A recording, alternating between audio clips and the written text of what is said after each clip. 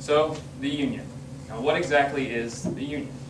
It's simply stated as the men, women, and children of America and of the world who believe that marijuana should be legalized.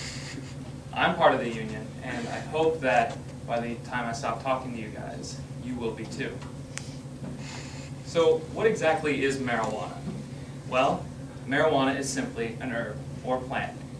Unlike cocaine or heroin, which are also plants and herbs that are made into drugs, marijuana is 100% pure and comes straight from the ground, and it's not processed in any way to the people that use it. Now, other names for marijuana include pot, weed, grass, Mary Jane, and chronic. Now, what does marijuana do to somebody's brain? Well, as you can see there, those are the parts of the brain that marijuana affects. Now, marijuana is a mind-altering drug that can make a person feel very relaxed, somewhat euphoric, and gives the person sort of a hungry or thirsty feeling, which is where the term the munchies comes from. So we know a little bit about marijuana. So I say, let's legalize it. Well, unfortunately, some people wouldn't agree with this statement. Some people might say, marijuana kills your brain cells. Let's look at why people claim this. The Heath-Tulane study under Ronald Reagan in 1974 said that they performed a study where they took ordinary, healthy monkeys, and they subjected them to 30 joints a day for a year, 1 solid year. And they would pump the monkeys full of smoke with gases, or full of smoke into their lungs through a gas mask. Now, the monkeys started dying after about 90 days, and the cause of death was brain damage. Thus, the myth that marijuana kills your brain cells was revealed to the public. What they didn't tell you is that 6 years later, they came out with the actual study of what happened. They didn't tell us that they actually subjected the monkeys to 63 Colombian-strength joints through a gas mask into their lungs in a matter of 5 minutes. Now that is suffocating the monkeys. And what's the first thing that happens when you suffocate? Your brain cells die. Now some might say marijuana causes lung cancer. And the question is why? Is it because tobacco causes lung cancer? And maybe that's somehow correlated to marijuana? Or is it perhaps because smoking anything can put possible carcinogens into your lungs? Well, here's the gist of it. Marijuana does not cause lung cancer. The government likes to say words like may or should cause lung cancer. They don't ever say it fully, it does cause lung cancer. Now, if they had the evidence, they'd be parading it around like schools and the media, and there is not a single study shown or case where somebody's gotten lung cancer from marijuana solely, maybe with tobacco or something else, but not solely from marijuana. And a fact that is not really well known is that marijuana actually slows down the growth of cancerous cells. So how can those two things be correlated? Now some people might say, marijuana is addictive. But let's look at the definition of addiction. Addiction is something that is a psychologically or physically habit-forming narcotic that is used to such an extent that its end use causes severe trauma. Marijuana does not fall into this category. That's not to say that marijuana isn't mentally addictive, though. Its use can be pleasurable, and it can be fun. But then take, for example, something like a cheeseburger.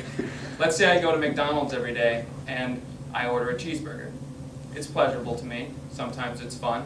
But does that mean if I stop eating the cheeseburger altogether, I'm going to go to the hospital? No. It has the same withdrawal symptoms as somebody who drinks caffeine, coffee, or sodas, or whatever. And let's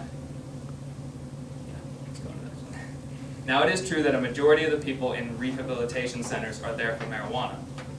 The reason for this, however, is if somebody gets caught with possession of marijuana or smoking marijuana, they go to court, and the judge says you can either have this very, very bad sentence, possibly something on your record, your permanent record, or you can go to rehab. Now, obviously, somebody is going to go to rehab. And something you may not know is only 3% of the kids that go to rehab for marijuana are there voluntarily. The 97% are there forced. Now you might think marijuana is going to make you useless to society. You're going to be a couch potato, you're not going to want to do anything but smoke marijuana.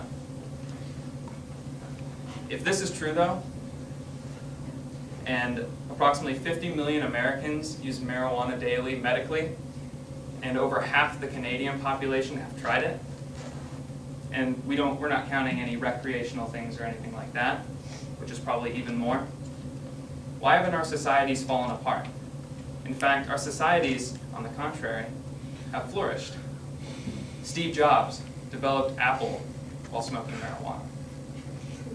Ted Turner developed CNN News while using marijuana and still uses marijuana to this day.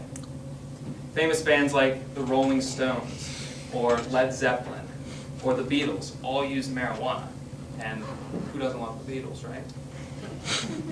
Virtually every presidential candidate has admitted to using marijuana, except for, of course, Bill Clinton, who didn't inhale. Now, marijuana can be used for very good reasons, such as medicine.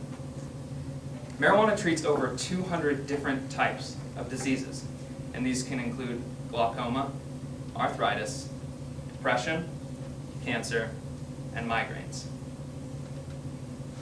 Now let's go on to the industrial side of the good news of marijuana. Let's go on to hemp. Hemp is the most robust, durable, and natural soft fiber on the planet today. It's completely renewable and could stop the need to cut down trees for products like paper. Hemp can also be used for clothing. The first two documents of the Declaration of Independence were written on hemp, and those documents are still 100% healthy and preserved today. And now, of course, the obvious need for marijuana being legalized is its tax revenue. Marijuana could potentially bring in $12 to $18 billion of revenue a year. That's very good for something like our national debt or for our economy. Now here's just a little chart that I'm going to show you that shows the annual amount of deaths caused by various substances. And as you can see, marijuana is sitting pretty on the bottom with 0, right under aspirin. And you can see here alcohol has over 100,000 deaths a year, and that's completely legal for people above the age of 21. So, what's really the big deal here? If we can make money, we can use it as a non-renewable or a completely renewable resource and stop deforestation, medicine. Who here has an Apple product? An iPhone, iPod, iPad? I know I do. You're using something that is made by somebody who smoked marijuana. And of course, 0 deaths a year. So obviously, US students can't really change the law. You can't stop the prohibition from happening. But something you can do is you can vote for the right senator, the right president, somebody who's going to change the law for the better of our economy and for our future. So I'm a part of the union, and I hope you guys are too. Legalize it.